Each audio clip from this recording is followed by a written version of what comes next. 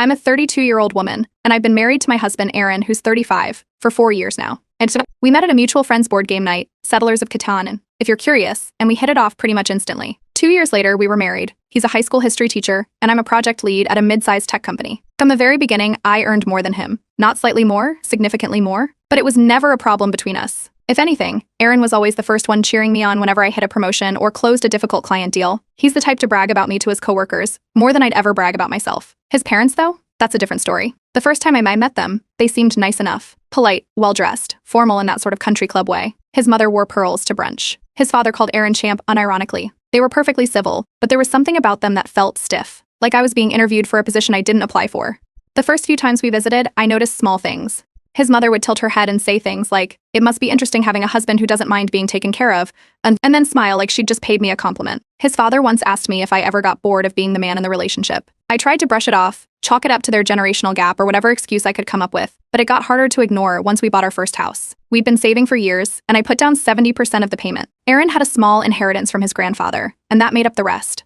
But his parents assumed it was the other way around, and we never corrected them. We didn't think it mattered. That was a mistake. A few months later, we hosted a casual family barbecue at our place. Burgers, ribs, beer, the usual. Aaron had been going through some work documents earlier in the day and left a few things out on the kitchen counter, one of which was a pay stub of mine. It wasn't even hidden, just sitting under a folder next to the fridge. I didn't think anything of it. That night, right after dinner, his mother casually asked me if I ever worried about emasculating Aaron. She didn't whisper it. She asked in front of everyone, over dessert, as if she were asking me if I preferred whipped cream or ice cream with my pie. I laughed, thinking she was making some sarcastic joke. But no one else was laughing, especially not her. Aaron didn't flinch. He just looked at her and said, "I'm not emasculated. I'm proud." You could have heard a pin drop. After that, things went quiet. No snide remarks, no jokes, nothing. For a while, I thought they'd gotten the message, but it turns out they'd just changed their strategy. Suddenly, Aaron was getting invited to lunch, just him. His father started pulling him aside to ask questions like, "Don't you ever think about being the main provider?" And then one day, Aaron accidentally left his phone on speaker while talking to his aunt, and we both heard his parents in the background saying, "We're just worried she's got too much control. Everything's in her name. That's not how it should be." That was the first time I saw Aaron truly angry about it. Not annoyed, angry. He went to see them that weekend and had a direct conversation.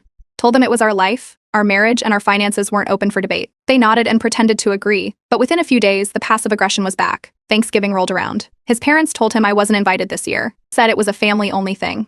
He told them that if I wasn't welcome, then neither was he. We ended up hosting our own dinner with some friends who couldn't travel that year, and honestly, it was perfect. But that was the tipping point. From that moment, they basically cut us off. Group chats? They quietly removed both of us. Birthday cards? Only addressed to Aaron. Events? Suddenly we were forgotten in the invites. Aaron tried reaching out a few times, but they either didn't respond or replied with vague excuses.